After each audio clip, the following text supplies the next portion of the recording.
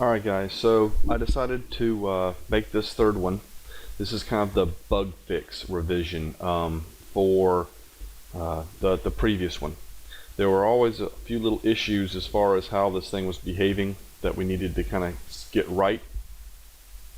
First of which being the fact that we were shooting this thing off in a whole bunch of different directions. So I've kind of got it flickering back and forth now. See how it's snapping? Okay. That was fixed by, if we go down to the platform input controller script, changing that rotation speed to 10,000 pretty well solved that. There's a couple little glitchy moments where you can lock it this way, but for the most part, this should be a pretty good fix.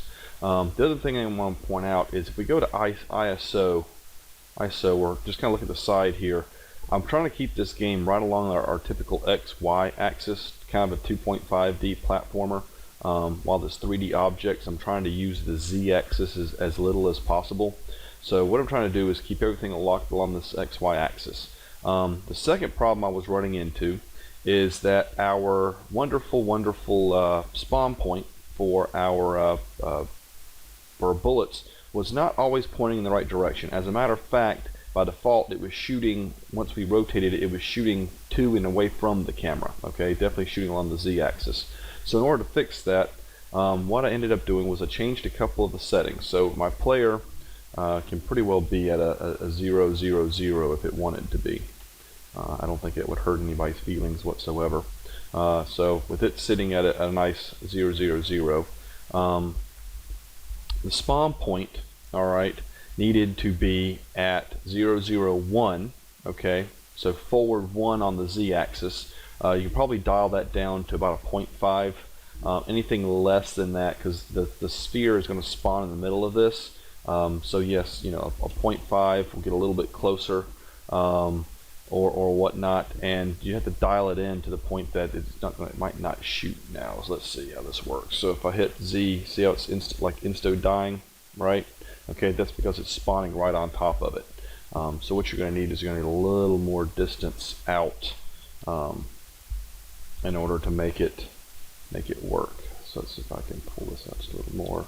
Yeah, see now it's spawning free and clear. Okay, so you just want to give yourself enough room to where these the spheres of whatever size can spawn out. Okay, so about 0.8 seemed to be pretty well as close as I could get it. So I just set mine out to 1. 0, 0, 1, nice clean numbers. The second thing is you need to make sure that your rotation is set at Y270 or -90. Was kind of how I ended up piping it in, because for some reason at 90 it wanted to shoot backwards, so at -90 or 270 it was now shooting the direction that it was supposed to be facing. So if you look now in the game, you see that the this wonderful thing here is moving, and the x-axis, x direction, is always pointing away from our player. At the same time it's moving away from the player, it's also pointing in the direction that the player is looking. Okay, so whichever direction it's pointing forward is which direction that the player would be facing. Okay, what that means is that when we go and we start shooting, that means that it's always going to be shooting away from the player. He's not going to be shooting himself. Okay, so that was a little fix to that. So 270, scale 111, that's no problem. Position 001, you could adjust this depending on what height you wanted, but the rotation at a 270. All right. The second problem we have is the fact that this is a 2D platformer, not whatever that commando top-down game shooter was, right? So top-down shooter, yeah, we've kind of got that, kind of move around, shoot, and squirrely about and dodge stuff and blast the horde of zombies. Yeah, that's really cool, but if I'm going to go for more of a Mega Man style game, then I need to get rid of some of that Z-axis. Well, the easiest way to get rid of it, and some of y'all, is to kind of go digging around in the code for just 1 minute, because the Unity script that they gave us is really, really nice. It covers a whole bunch of stuff, but it's also designed to work as a 3D platformer. But this platform input controller, if you double click on it, it'll open it up in MonoDevelop, and here I have it opened, and what you're looking at here is you have your basic function, you have your variable declarations, but you're going to see a thing that says here, get input vector from, well, keyboard or analog stick. Let's change that to keyboard and analog stick, right? And so it's getting this horizontal axis and it's getting this vertical axis, okay? And it's going to translate these into a direction vector, aka which direction the thing is pointing, and we need to fix that, okay?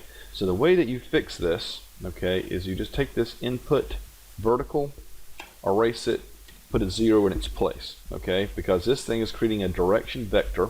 It's of a vec3, meaning that it's one of those wonderful parentheses, you know, X, Y, Z kind of things, right? So it's going to have a number, a number, and a number representing the 3 different directions.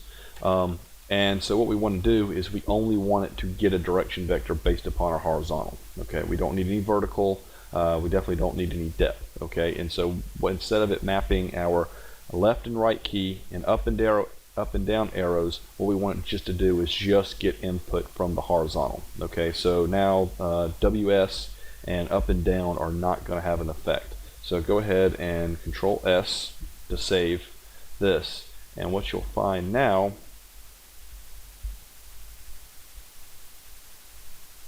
is that it will move and stay stuck on its platform, okay? So there you go. Here's our limited jump up and down, you know, almost kind of Kid Icarus style 2D game. All right.